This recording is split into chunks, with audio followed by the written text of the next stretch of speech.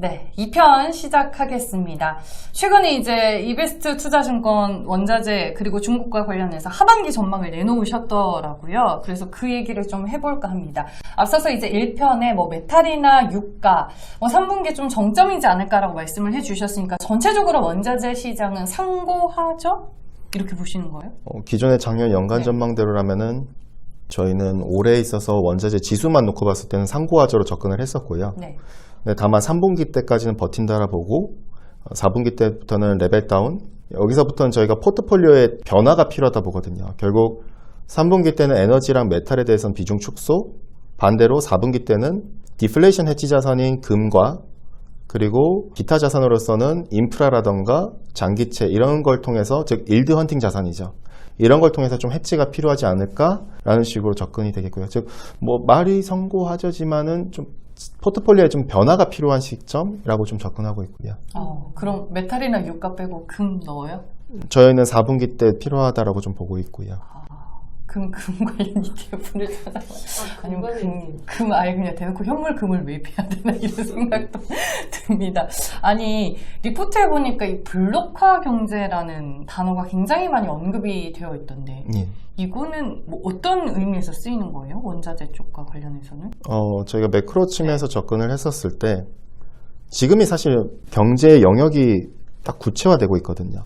즉 서방 세계와 러시아와, 근데 러시아랑 중국이랑 지금 점점 둘이 붙는 것 같고 이렇게 블록화되고 있는 경제로 나아가고 있는 것이죠. 그러면은 수요와 공급 역시도 블록화되는 거거든요.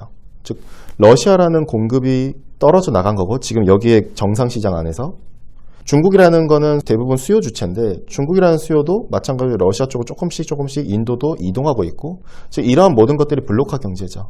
즉 서방 세계의 러시아에 대한 제재가 사실 2014년부터 지금까지 꾸준히 이어왔거든요. 단 한 번도 물린 적이 없어요. 오히려 더 강화해 왔었어요. 러시아의 우크라이나 침공 2014년 때 돈바스 전쟁 이후로 단 한 번도 제재가 완화된 적이 없다. 오히려 지금의 스위프트 배제 조치도 2018년 미국 재무부가 말을 꺼냈었다가 트럼프가 노하면서 들어갔었는 게 이제 다시 나온 거거든요. 즉 제재란 게 새로운 게 아니에요. 이전부터 계속 더 강화되고 왔었던 것이죠. 그래서 이런 것들이 어떻게 보면 러시아를 배제하고 실제로 2011년부터 오바마의 피보트 아시아 때부터 시작해서 블록화 경제는 점점 빠르게 더 진행되고 있다고 봐주시면 될 것 같고요. 그러면 이런 블록화 경제가 계속 진행이 되는 거면은 원자재 시장도 그에 따른 영향을 받는 거네요? 받겠죠. 결국 앞에서 말씀드렸던 공급자는 이탈되고 근데 수요자도 이탈되고, 공급자는 한 축에서는 러시아라는 공급 주체, 다른 한 축에서는 사우디와 미국이라는 공급 주체, 수요 주체는 한쪽에서는 중국이라는 주요 주체, 다른 한쪽에서는 선진국과 기타 주체들, 이런 식으로 블록화가 형성되고 있는 것이죠. 너무 복잡해진다. 나만 어렵나? 그래서 곡물은 그럼 궁금한 게, 그런 석유 같은 경우는 공급자 수요자가 같이 이탈한 거잖아요. 근데 곡물은 사실 지금 만들어내지 못하니까 공급단에서 줄고 수요는 계속 존재하고 증가하고. 그럼 좀 이건 다르게 봐야 되는 건가요? 곡물은 기본적으로 우리가 경기 안 좋아졌다 해서 안 먹을 수는 없잖아요. 네. 그래서 수요는 항상 일정하게 올라갑니다. 근데 이제 공급단에서는 우리가 좀 몇 가지를 좀 접근을 해봐야 돼요. 단순히 블록화 경제로만 놓고 볼 게 아니라 곡물은 우리가 계절성이라던가 비료 가격에 대해서 같이 좀 접근을 해봐야 되거든요. 저희가 작년 10월 초 때 곡물 대란을 갖다 경계하자고 계속 말씀을 드려왔었어요. 근데 저희가 봤을 때는 지금 역시도 여전히 곡물 대란이 걱정이 돼요. 왜냐면은 저희는 기존 전망에서는 5월 달에 곡물 대란이 조금은 한층 완화될 거라 봤었습니다. 그 이유는 라니냐가 5월 달에 후퇴할 거라고 예상을 했었거든요. 근데 예상과 다르게 라니냐가 연장이 돼버렸어요, 이번에. 그러면 이게 기후부터 저희가 접근을 해봐야 됩니다. 라니냐가 연장이 됐다? 그 말즉슨 미국 중남부 지역으로 해가지고 가뭄이, 그러면은 여기 소맥이라던가 이런 것들, 즉 밀가루죠, 공급 차질을 갖다 야기할 수 있겠고, 최근에 봐주시면은 미국의 본밀, 작황, 우수 등급이 계속 떨어지고 있어요. 그리고 라니냐 이슈 때문에 미국의 옥수수라던가 대두라던가 이런 것들의 파종이 상당히 과거 레인지를 이탈하면서 하회하고 있어요. 그럼 나중에 봐서 지금이야 공급 차질 요인이 없어 보이지만은 지금 파종 시즌이 올해 하반기 수확 시즌 때 가면은 이 공급 전망치가 이제 반영이 되는 시점이에요. 그때 이제 가격이 움직이기 시작하거든요. 즉 이 기후 같은 영향. 두 번째는 비료 영향이에요. 우리가 비료를 되게 간과해서는 안 되는 게 저희가 작년에도 비료 때문에 걱정된다고 말씀을 드려왔었거든요. 왜냐? 지금의 농산물 가격이 높은 이유는 전쟁 이슈도 전쟁 이슈지만은 작년 10월부터 11월 달 파종 시즌 때 비료 가격이 날아갔기 때문이에요. 비료의 원료는 무엇이냐? 결국 석탄과 천연가스예요. 근데 작년 우리가 10월 달로 우리가 회상을 해보죠. 그때 유럽은 러시아랑 마찰이 있어서 천연가스 공급을 중단돼 버립니다. 그러면서 유럽 쪽에 천연가스를 원료로 삼는 질소계 비료들은 암모니아 생산이 중단돼 버려요. 그러니까 비료 생산이 막혀버리죠. 동시에 중국 같은 경우에는 공산당에서 정책의 헛발짓을 계속 하다 보니까 석탄 대란 발생하면서 전력 대란 발생해요. 왜냐면 친환경 너무 과도하게 밀어붙였거든요. 그래버리면서 연료탄 가격이 다 날아가 버렸었어요. 맞아요. 공급까지도 억제했었으니까요. 그러한 상황 때문에 결국 질소계 비료 가격은 더 날아갔었죠. 근데 그때가 파종 시즌이었었어요. 파종 시즌 때는 비료를 갖다 뿌려야 되는데 결국 비료가 적다 보니 결국 비료를 적게 쓸 수밖에 없게 되겠죠. 이론적으로는. 그러다 보니 올해 2월 달 수확 시즌에 와서 2월에서 3월 공급에 대한 전망치들이 하향 조정돼요. 왜? 그때가 수확 시즌이거든요. 걷어들려고 보다 보니까 작황 우수 등급도 떨어지고 질적으로도 안 좋아지고 결국에는 수확량 자체도 적어지고 이런 것들이 전쟁뿐만 아니라 이런 것들이 복합적으로 반영된 것이죠. 근데 중요한 점은 그러면 앞으로 봤었을 때 어떤가? 결국 올해 우리가 아시다시피 북반구 지역은 올해 3월부터 대략 한 5월까지가 파종 시즌이었어요. 근데 그때 뭐가 있었죠? 전쟁이 났었어요. 대표적으로 우크라이나 전쟁. 우크라이나가 주요 곡물도 생산자인데 옥수수랑 소맥에 얘네들은 파종을 못했어요. 근데 그런 상황에서 러시아 제재 이슈 나오면서 러시아산 비료를 갖다 못 살 거라는 우려 때문에 비료는 더욱더 치고 나갔고 유럽은 또 천연가스 부족하게 해서 더 못 만들고 그러한 상황에서 러시아 석탄이 수출이 안 된다는 우려 때문에 여기저기서 석탄 대란 발생하고 또 친환경을 한 상황에서 더 공급 부족 야기되고 이런 것들이 복합적으로 만들어지면서 결국 파종 시즌 놓치던가 파종 시즌 때 결국 비료를 적게 뿌렸으면은 이건 언제 또 공급 차질 효과로 발생하냐면 바로 올해 하반기 못해도 8월에서 9월 달에 수확 시즌 때 또 우려가 형성되는 거죠. 근데 올해 9월에서 11월 달에 또 만약에 비료 가격이 그때도 진정이 안 되면은 비료의 원료인 지금의 천연가스 대표적인 유럽 쪽의 TTF와 연료탄 가격이 진정이 안 된다면은 결국 이거는 또 그 파종 시즌 때, 그쵸. 내년 2월 수확 시즌 때까지 또 연장돼 버려요. 그렇기 때문에 우리는 라니냐와 비료 이슈, 우크라이나 이슈도 같이 복합적으로 본다면은 우리가 좀 계절성뿐만 아니라 이 같은 비료와 파종 시즌, 수확 시즌 모든 걸 복합적으로 볼 필요가 있겠죠. 이 공급 문제 해결 쉽지 않겠구나. 그렇죠. 이제 단번에 연결되긴 어려워요. 물론 이제 에너지나 메탈과 다르게 농산물은 좀 더 후행적인 자산이거든요. 왜냐하면 파종과 수확 시즌이라는 이런 게 복합적으로 연결돼 있고 계절성과 모든 것들이 있다 보니 굉장히 이게 되게 쉽게 풀이하기가 어렵죠. 그러니까 지금 당장 천연가스와 석탄 가격이 급락하더라도 농산물 가격이 바로 급락을 못해요. 왜냐? 이미 파종 시즌은 그때 가격이 이미 날아갔었기 때문에. 그러면 비료 가격 이런 건 어디서 봐요? 비료 가격은 이제 데이터로 나오죠. 어디 가면 볼 수 있어요? 블룸버그로 나오는데요. 그래요? 근데 이제 비료 가격은 기본적으로 천연가스랑 석탄 가격과 같이 가요. 왜냐하면 원료를 삼으니까요. 거기서 암모니아를 추출하니까요. 그 암모니아로 질소계 비료를 만드니까요. 그러면은 기본적으로 우리가 지금 천연가스 하는 미국의 헨리허브 가격을 볼 수 있는 게 아니라 지금 비료가 부족한 유럽을 봐야 돼요. 유럽의 네덜란드 기준인 TTF라는 천연가스 가격을 갖다가 LNG 가격이겠죠. 그걸 갖다 보고 그 다음에 석탄 가격. 기본적으로 호주가 유명하겠죠. 이걸 같이 좀 보면서 방향성 측면에서 봤었을 때 이거랑 거의 같이 가니까요. 비료는. 그러면 곡물 가격은 당분간은 변동성이 완화될 조짐은 없겠는데요. 이렇게 계속 좀. 그렇죠. 이제 뭐 이전 고점을 갖다 위로 더 치고 나가긴 어려울 수 있겠지만은 왜냐 수요 측면에서는 지금 조금씩 안 좋은 이슈가 나오고 있거든요.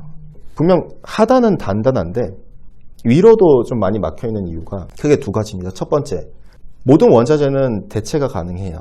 예를 들어서 구리는 알루미늄이나 아연이나 PVC라던가 스테인리스 강으로 대체 가능하고 니켈 같은 경우에는 양극재단에서는 LFP로 대체 가능하듯이 니켈의 주요 수요처인 스테인리스 강 같은 경우에는 니켈 베이스가 아니라 논 니켈 베이스로 대체 가능하듯이요. 반대로 이제 옥수수도 휘발유를 대체를 하거든요. 설탕도 마찬가지고요. 원당. 즉 바이오 에탄올을 만드니까요. 바이오 연료. 그래서 유가가 빠지면 얘들도 리스크에 노출이 돼요. 그리고 두 번째는 사료양 수요가 중요할 텐데 지금 중국이 사료양 수요가 점점 빠지고 있어요.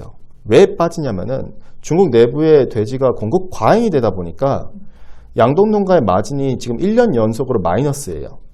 그러면은 양동농가 입장에서는 사육두수를 줄일 것인가에 대한 고민이 들 테고 결국 이러한 상황에서는 중국의 곡물 수입량이 점점 줄어들겠죠.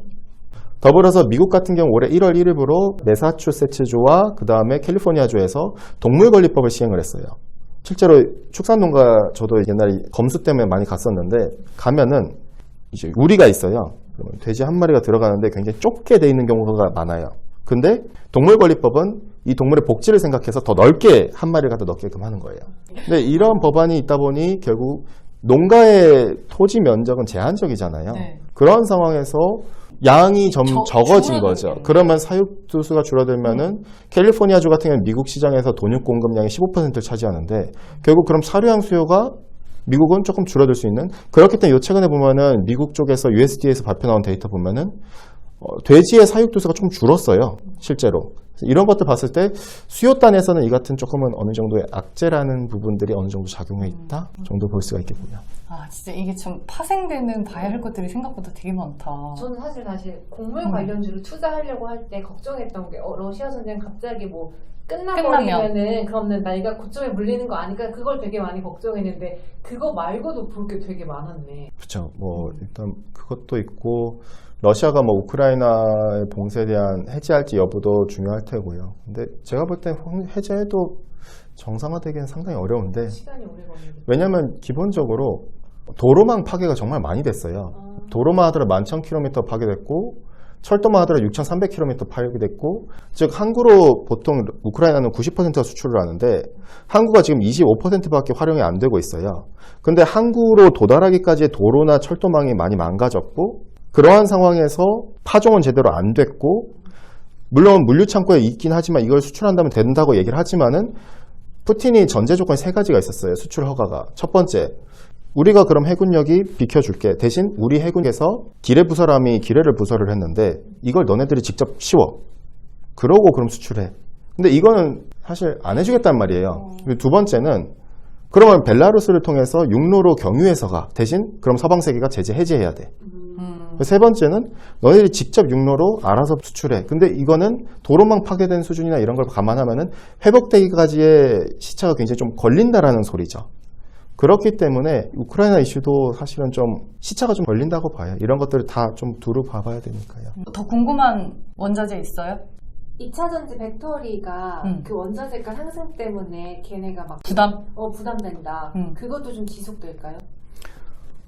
가격 레벨 부담요. 저희는 메탈단에서는 많이들 전기차나 친환경 인프라만 놓고 봤었을 때는 수요가 굉장히 매력적이에요. 정말 장기적으로도 저 역시도 동일하고 수요의 변화가 정말 가파릅니다. 그래서 결국 그럼 그 수요가 이렇게 우상향이라 보는데 근데 원자재 시장은 주식 시장이랑 달라요. 드라마틱하지는 못해요. 이렇게 막 추세적으로 계속 더 가고 막 이런 게 되게 상당히 어려운 시장이 좀 원자재 시장이다 보니 결국 메탈은 경기 사이클에 민감합니다.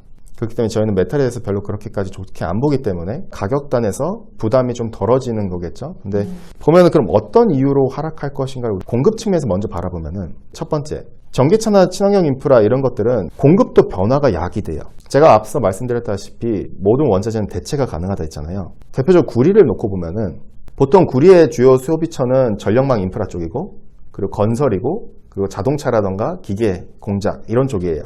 근데 이들의 수요가 이탈할 수 있다는 거예요. 구리는 앞서 말씀드린 대로 알루미늄이나 아연이나 스테인리스강 또는 PVC 이쪽으로 대체가 가능하다 했어요. 일부 영역은. 물론 전기차라든가 친환경 인프라, 전력망은 대체가 불가능해요. 왜냐? 그들은 구리도 7개 등급이 있는데 가장 높은 등급 1등급과 2등급만 써요. 근데 굳이 그 등급이 필요 없는 섹터들은 너무 가격이 높으니까 수요가 이탈을 해요. 대체 원자재로. 그리고 두 번째는 스크랩이라 해서 재활용하는 메탈이에요. 납 같은 경우에는 재활용률이 63%가 됩니다. 공급에서. 근데 나머지 구리를 비롯해 코발트까지 나머지 금속들은 평균적으로 27%도 재활용이 안 돼요. 그래서 이들 시장이 폭발적으로 앞으로 성장할지를 봐야 돼요. 실제로 재활용 리사이클링 이쪽 시장은 주도하는 세력이 중국이에요. 대략 한 5, 60% 차지합니다. 근데 중국이 작년 11월 달 리커창 총리가 분명 그 얘기를 하거든요. 2019년 대비 2025년에 금속 관련해서 스크랩의 재활용 비율을 29% 끌어올릴 것이고 2030년까지는 46% 더 확대시킬 것이다. 그 말즉슨 우리가 광산만 바라보는데 광산뿐만 아니라 이 스크랩 시장이 급격하게 재활용 리사이클링이 늘어나면은 수급 밸런스를 맞출 수 있다는 소리죠. 그럼 메탈 측면에서 공급 측면에서 케어될 수 있는 부분, 그리고 수요 측면에서 마지막으로는 저희는 위안화를 봐야 될 것 같아요. 원자재의 프락시는 위안화입니다. 왜냐? 글로벌 최대 메탈 소비국은 중국이고 위안화가 약해지면 원자재도 약해져요. 근데 단 한 번도 위안화가 연방준비은행과 정책이 디커플링 났었을 때 서로 반대의 정책을 폈을 때 위안화가 강해진 사례가 한 번도 없어요. 오히려 약해졌었거든요. 그렇기 때문에 페드가 긴축을 했었을 때 인민은행은 항상 부양책을 했었을 때 이 디커플링 났을 때 위안화는 약세. 그럼 이때마다 메탈, 특히 메탈이 최약체가 돼버리죠. 그러면은 가장 대표적인 구리가 가장 취약할 수 있다라고 본다면은 어쨌든 주요 소비자들 입장에서는 메탈 가격이 어느 정도 진정되어야 이들 단에서 마진 단에서도 개선될 수 있는 그림들이 나올 수 있다 보니 이 정도로만 봐주시면 될 것 같아요. 네, 알겠습니다. 저희가 오늘은 원자재 시장 뽀개기로 다뤄봤는데 이게 참 글로 보면 어려울 수 있는 얘기인데 확실히 말로 들으니까 좀 이해가 전체적인 그림이 그려지는 좋은 기회가 됐던 것 같습니다. 그래도 어렵긴 해. 맞아. 오늘 말씀 너무 잘 들었습니다. 감사합니다. 고맙습니다. 감사합니다.